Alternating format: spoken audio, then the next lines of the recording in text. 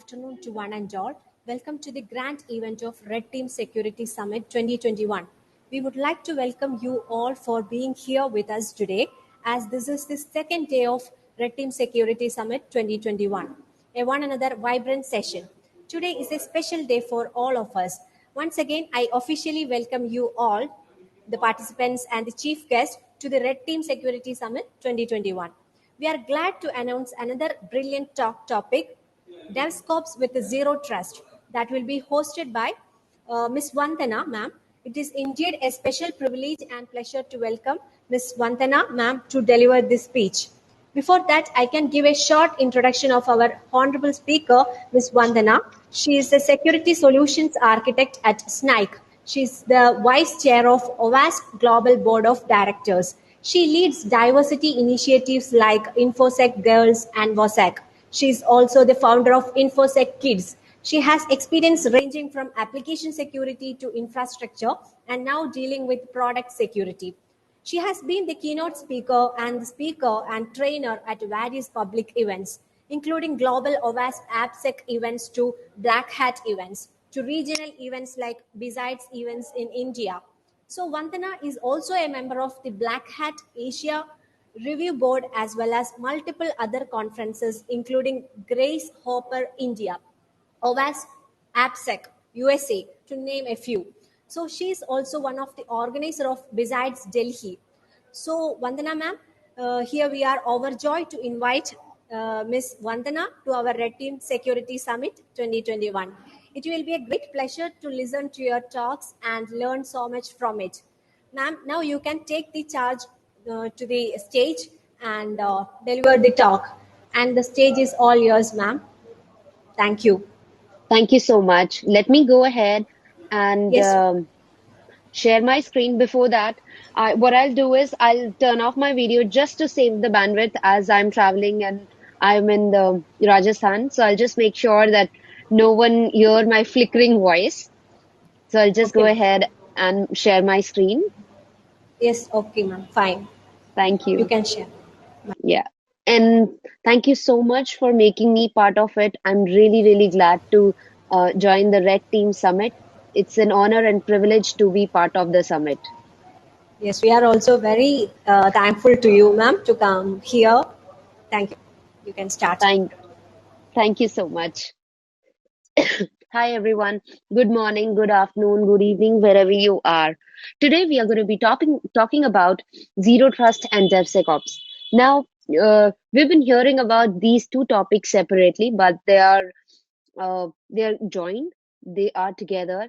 They are there, wherein we can make sure that when we are working around DevSecOps, we can also implement zero trust. So, a bit about myself. I'm a security relations leader at Sneak. I'm taking care of APJ region, Asia Pacific, Japan. I'm also on the global board of directors at OWASP and running few communities in India. So, what do you see this image? This is looking like a futuristic image of what we want in our environment. But they are connected to internet somehow, somewhere, some ways. When that's happening, there could be a place where we might be downloading the malicious patches on our softwares or the things that we are using. And while we talk about that, it could be possible that we might be getting tracked by any which means. Now, when that's happening, there could be some flaws which we might be leaving on our devices, on our environment, and that's how developers play a very big role in security incidents. Also, just to let you know, zero trust and DevSecOps are very popular strategies that actually leverage or try and talk about automation in the organization, workflows, processes.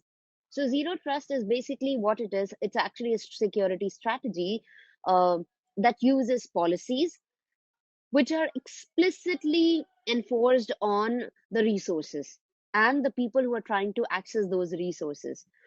But what is DevSecOps?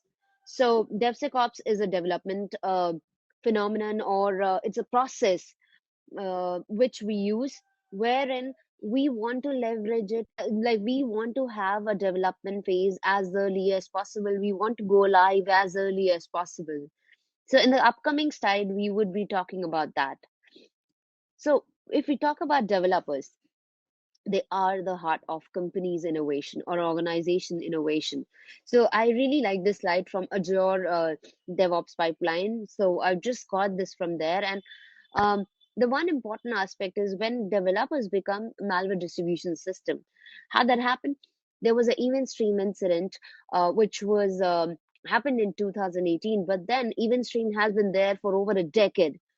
And this vulnerability was there for over a period of time.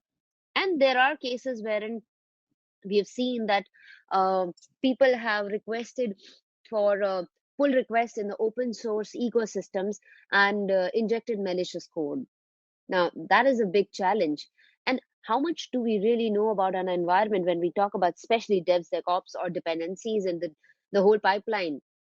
This is the mental blob that we have, that this is our app, but this is actually our code, which is written by us, the native code that is written by us. And what happens if we start attacking the heart of developer tooling itself? Now, DevSecOps says that let's use the tooling which is helping us in automation. Let's use the tools which are um, fetching the details, which are helping us prepping for uh, making sure that we are sending our code as early as possible to the internet. But think about Visual Studio Code. And there was one big flaw which was reported in January 2021 itself, where a researcher was able to leverage Microsoft Visual Code and was able to actually access the official GitHub repositories and commit files of many repositories. Now, this looks like very scary, but then this could have gone in a very wrong direction. But the person who found out actually diligently reported. But if that wouldn't have been the case, what would have happened? A lot of loss of resources and whatnot for the organizations. And while we talk about that, is there a way that like we can stop these attacks, or can we think of something more? Now, while we are dealing with that, supply chain attack again comes and like impacts a lot of people, and I would say everyone. When solar winds happened, people started talking about it. But that had been there for a very long time. And chain attacks are not new, they have been there. But now, while we are seeing these attacks, we are talking about it. So there's a huge risk profile that has come in. Why? Uh, Open source code. 80 to 90% of our code base itself is open source. So if there is one vulnerability which is there, that is going to impact many people, many organizations. And at the same time, we've started using containers, and we are using infrastructure as a code. So there are configuration issues which are there. There could be packages which are vulnerable from the inception, or we might be downloading them from the resources which are vulnerable, or people have injected something into them and we are missing out on them. So when we were taking care of waterfall approach, which was not scaling, and that's when we came up with the DevSecOps approach, or we started managing all of these things. Now, when I talk about DevSecOps or DevOps, I'm your friend. Like at least some of you might know me from the security industry, or might checked out when I filled out the session that who she is or who the speakers are. So when I say now I'm your friend because I am speaking with you, will you trust me? Maybe. Some of you may be, or some of you may not be. But then there is a phenomenon that we have been using: trust but verify. That's been there. Like trust people, but then verify.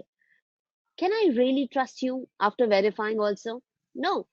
We've seen cases where the internal employees have been disgruntled and there have things that have gone wrong. Or in a case where internal employee credentials have been lost, or have been part of a breach and backdoors have been installed and they've been playing around within the network.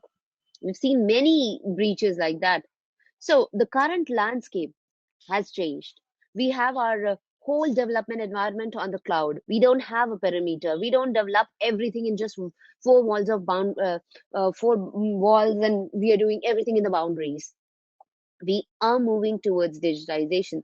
And the past 2 years, we've seen a huge amount of shift from on-premise to the cloud. Now, when that happened, data breaches also happened. But then, what was the forecast? That cybersecurity ventures reported, they mentioned or they highlighted that the data breach cost would be 6 trillion. And similarly, Ponemon Institute said that we would see that there will be so much money that will be lost as part of the whole breach. And then 80% of the breaches will happen because of privilege access abuse or credentials loss. That's forested. But then there have been so many changes that have happened in the past 2 years. And that's how zero trust picked up big time.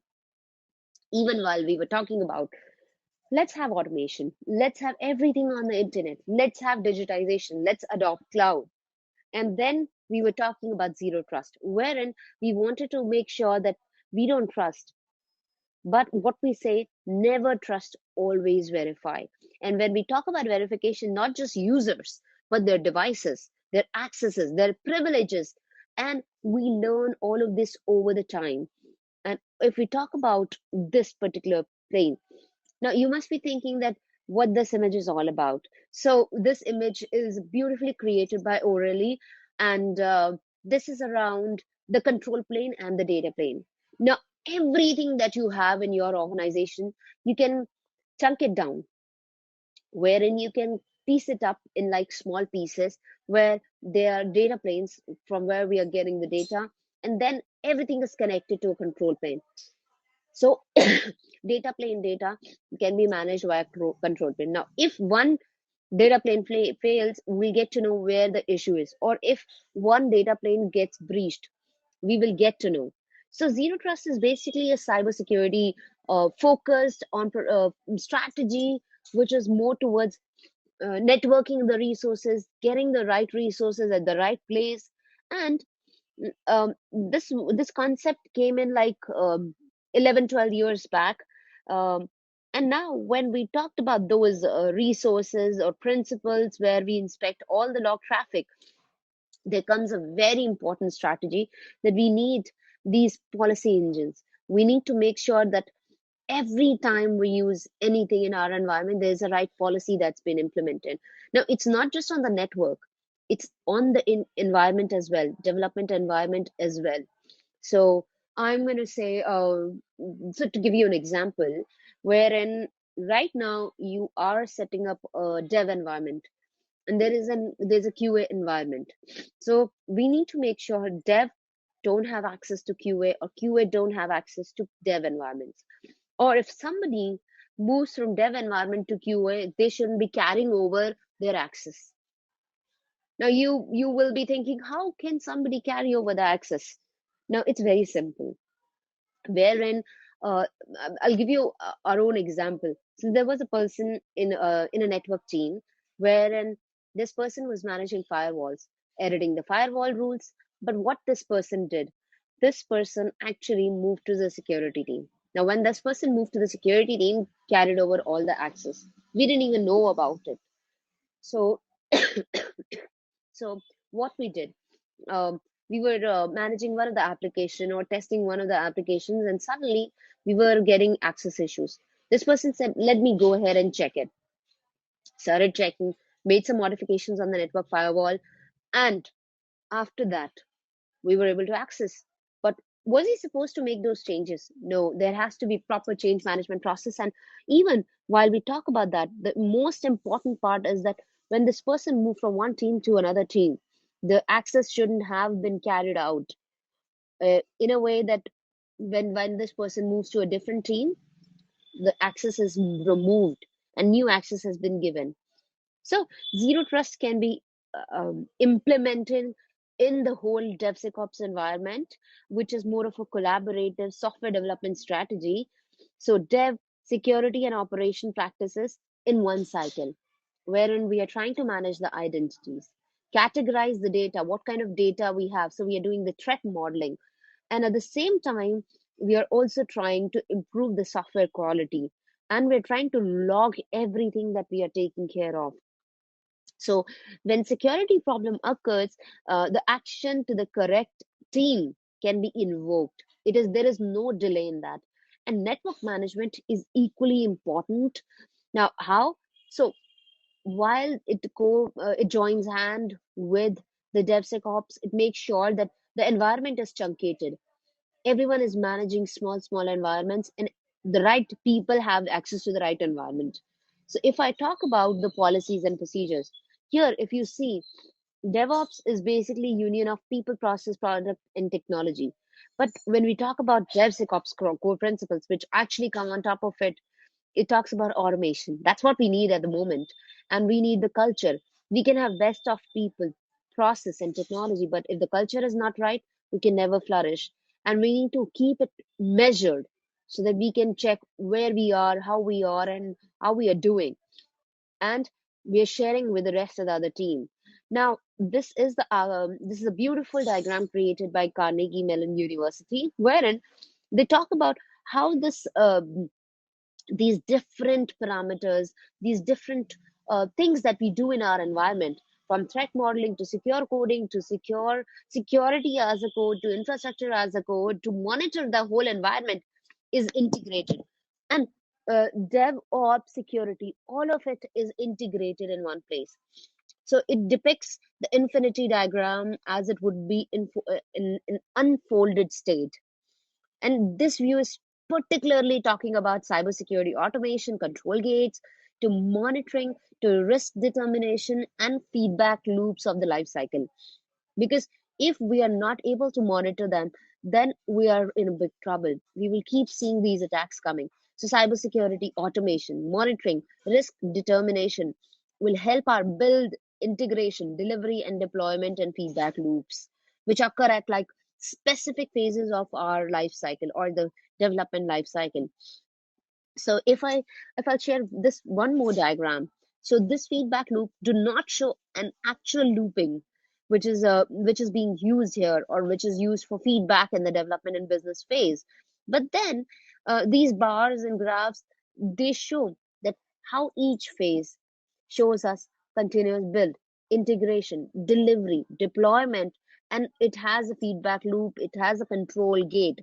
So a control gate is basically a checkpoint in the process where a checklist of stage specific goals are reviewed, whether we are dev, whether we are a QA, or any other phase that we want, because sometimes it's multiple phases that are involved. So now another point here is that we have a huge workflow that we use in our DevSecOps environment. So the DevSecOps platform perspective use basically leverages the CI/CD pipeline, which is continuous integration and continuous deployment, and which can be orchestrated to dev, test, and release applications, which use workflows. Now, this configuration management and verification is can be done in the whole pipeline. Now, while we are dealing with all of that and automation and orchestration, um, so these things are only helping us in making sure that we have the right software factory, tools, workflows, and infrastructure services, so that we can have the right and secure applications. Now, if you see in this diagram, code repository and artifact services provide the configuration management capabilities.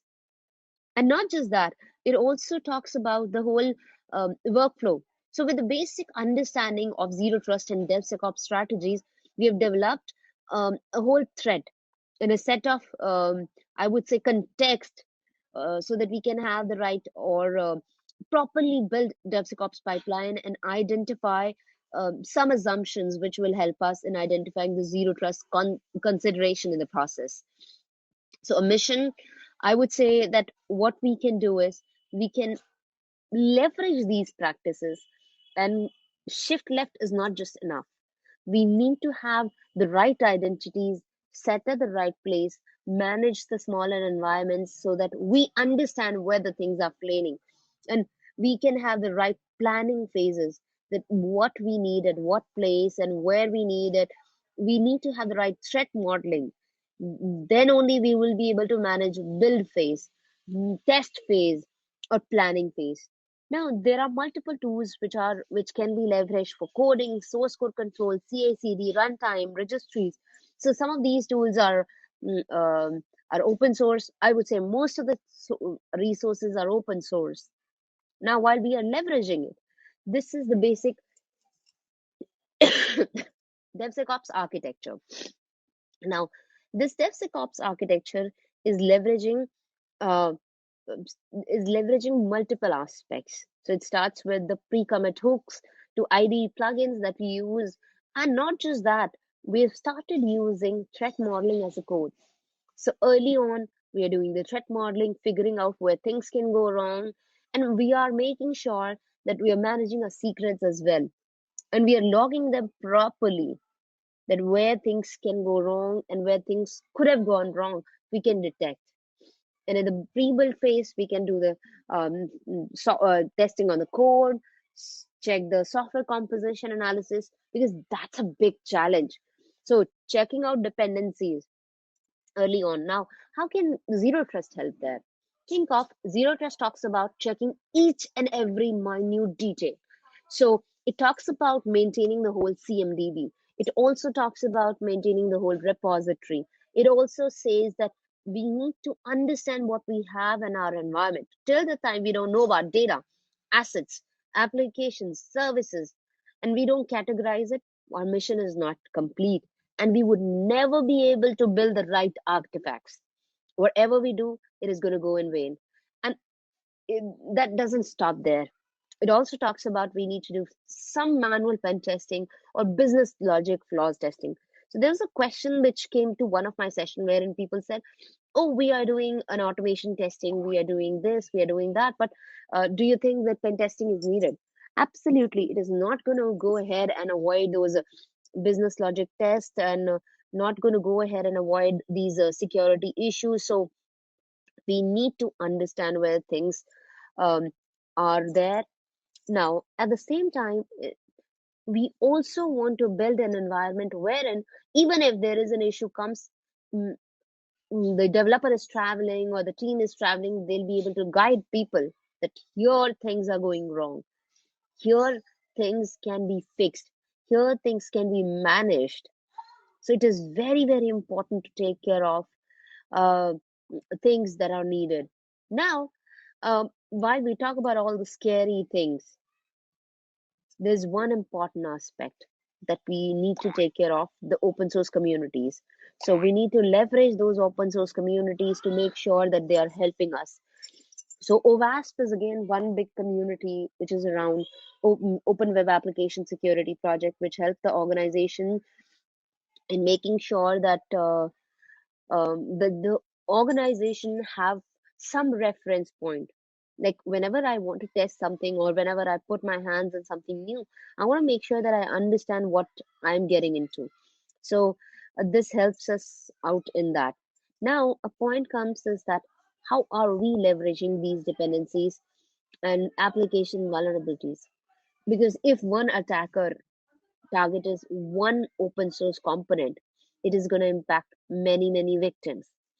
And not just that, it is also going to make our application security more challenging while we talk about that. And here we have one foot in the open source ecosystem, another foot in the cloud native environment. So, how do we manage these things? Zero trust with DevSecOps can be very, very amazing, wherein we can make things easier, developer friendly, and actionable for the people, because they will know where things are. Because if we don't have the full visibility on the environment, we would never be able to figure out. So we need best practices for open source security for all the things that we have. Open source is amazing, but we need to use it responsibility. And zero trust is a journey where we have to start somewhere, manage those network and devices. We need to use software defined security so that we understand where things are, what things are, and how things are. So we can have micro segmentation, we can detect the threats, orchestrate it, leverage AI and ML to make sure we can detect the threats early on. So cloud adoption is one big help that is there. So we can have centralized content driven things, distributed workload, pervasive speed driven things to achieve zero trust.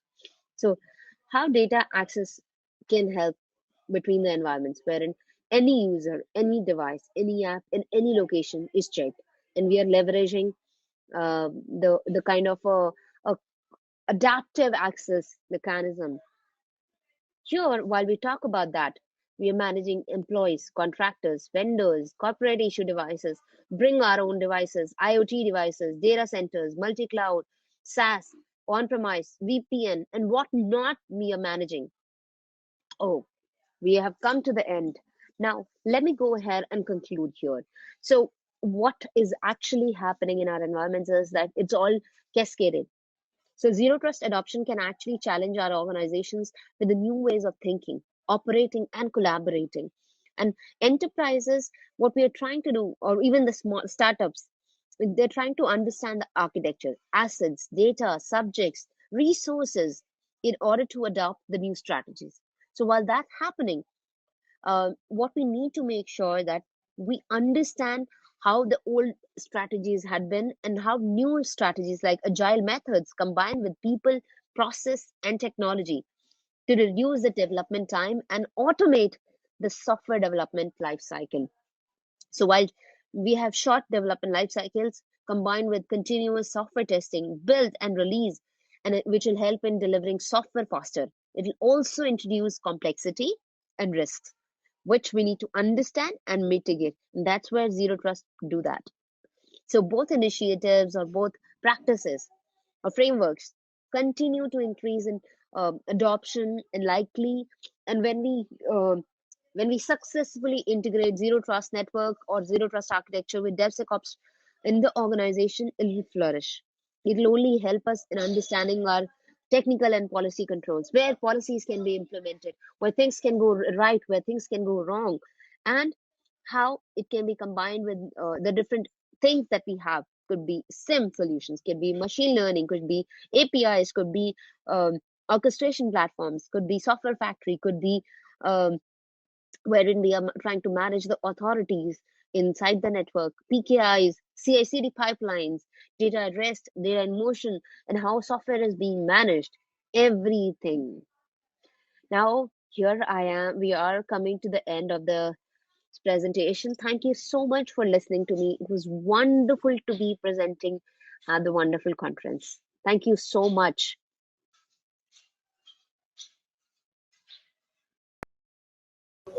Thank you, ma'am. It was a wonderful session. And I would like to thank you for a lot of things. Many, many congratulations for the vibrant and presentation that you gave here in front of all our viewers. And it was a pleasure for us to witness your caliber and your confidence, the way you presented your ideas in such a beautiful, clear, and crisp way, especially about the DevSecOps. And I would like to congratulate you about your specific mentioning of some areas like developers are the heart of companies' innovation, and attackers are focusing on open source vulnerabilities. And we need a best practice for our open source security. It was very wonderful about we have to think about that. So we cover all the topics, I think. So we would like to congratulate you for the professional quality of your presentation, ma'am. Of course, you are the best, and your visual aids were interesting and easy to understand. I appreciate the time and energy you put into preparation. It really showed on your presentation, ma'am. So thank you, ma'am, once again. Now we can ask the audience whether they have any clarification needed or any doubts. Audience, you have time for a question answer session. So if you have any doubts or questions, you can ask to Vandana ma'am through your Q&A section on your right hand side. I have started answering the questions, so I will just go ahead and start Oh typing my. these questions. So ma'am, can you hear me now? I can hear you. So I I was a long time I was thanking you. Can you Yeah, hear yeah, I that? could hear you. Yes, yes, yes, Okay, absolutely. I then could hear you. now we can move to the Q&A section, I think. Thank you, Thank you for your absolutely. great presentation, ma'am. Right. Thank you so much. I will answer all the questions in the chat, and anything, if you have any further things, you can reach out to me on my LinkedIn, my Twitter handle, which is infosec Vandana. Now, let me pick up some questions. How to manage the risk or justify the stakeholders when tool integrations are need to ease the DevSecOps processes. See, what I have learned over the years, it is the only way to convince the stakeholders is to show some actual things. So if you can create a POC using the open source tools or show some results, the buy-in comes there itself. You would never have issues in getting buy-in from the stakeholders. So there would not be any terms and conditions and all of that. You would show that these are the things that will be there. So it is like a two-way street. When they give approval, they also want to see results. Or when they want to give you budget for the new tooling or give you access to something new. So they want to see what you're going to be doing with that. They want to have trust in you. So if we go ahead with the right set of things, it will only going to help us. Now, there's another question that came in. Can you suggest any real-time app-based site for practicing or any lab? So there are many vulnerable web applications which are there or apps are there. There is one practical DevSecOps site that is there. They wanted to come up with the whole practical DevSecOps where you can do the click through DevSecOps. So probably that will help. Also, there are wonderful resources which are available with the OWASP DevSlop and OWASP project, which is DevSecOps maturity model, which you can actually look through. Yeah, there is someone says that DevSecOps is like an umbrella for both an offensive and defensive side. Zero trust method was something totally new to me. Yeah, so zero trust is basically like a framework, a way of thinking, and making sure the security is there. So absolutely. Thank you so much. And how to move with CEH with DevSecOps? See, CEH is the course which helps you in getting started in security, which lets you understand the whole security view. But DevSecOps is something which starts with the development environment. So how you can start is understanding how apps work, how I can embed security to it. There are many resources available by different people. If you look for Tanya, which is She Hacks Purple, she has so many resources on her YouTube, and I created a video series called Breaking into InfoSec. So you can look through that series on my YouTube, which can give you the view of how you can get into InfoSec. Okay, there's another question. How do you advise when a company just want to implement DevSecOps? So let me tell you, if they want to implement just the DevSecOps, DevSecOps is not just DevSecOps. There are so many aspects which are there. Now, the most important aspect is uh, that when you deal with DevSecOps, you need to understand your own environment. You can't just keep buying the tools. So you need to tell the organization we need to understand what we have, and based on that, we need to procure and set up the environment. Or what I have seen developers doing, they set up their own environment with open source components, which is separated from the organization network, and they do it in labs, and then they showcase the worth. That this is how it can be implemented. So it is all starts with managing your assets, where the assets are, how the assets are, and how you're going to be managing. Now, there's another question. Does SSDLC related with DevSecOps? Yes and a no. Some people say it is what it is, and some people say no, DevSecOps is like a way of shift left. So SSDLC says security at each cycle, and DevSecOps or shift left also talks about the same, but it also talks about that we need to have learning, we need to have more components. So if you look at Microsoft SSDLC, they've also improved to say DevSecOps, and they've added learning and whatnot as part of the whole cycle, if I may say. So, any more questions from the audience?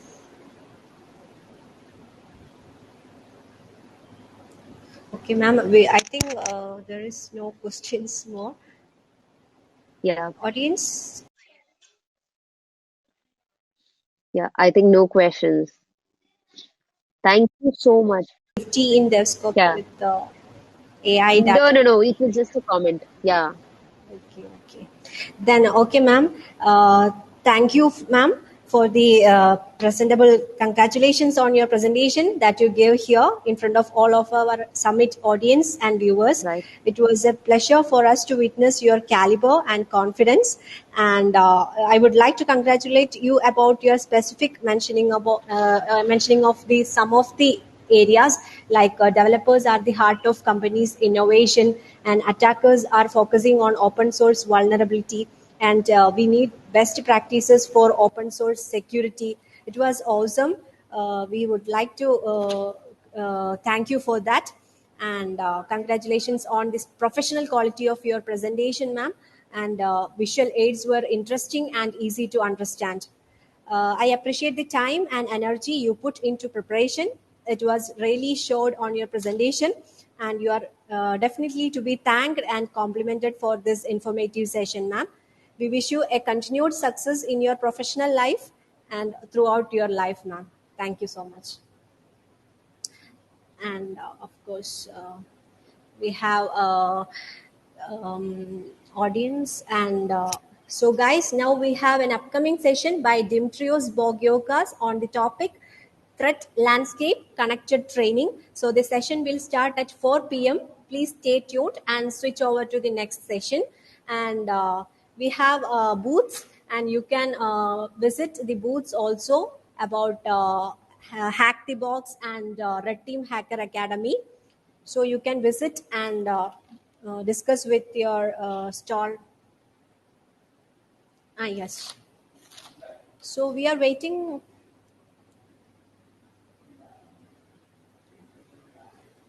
Yes, you can also put your feedbacks and suggestions in the feedback session also. If anyone interested to join us for your valuable feedback, and you can go to the session, and you can share your video testimonials also there. We will call to the stage, and you can share with the stage audience.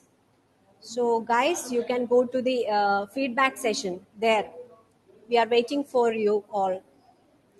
So once again, I thank you to the wonderful speaker of the day, Miss Vandana ma'am, and we all massive thank you all to our event partners, supporting partners, community partners, media partners, and tech partners for this wonderful opportunity, for making this Red Team Security Summit a grand success. We are grateful for your continued support of this essential event, which continually challenges young security professionals across the globe to develop their skills and gain the practical experience needed in this industry.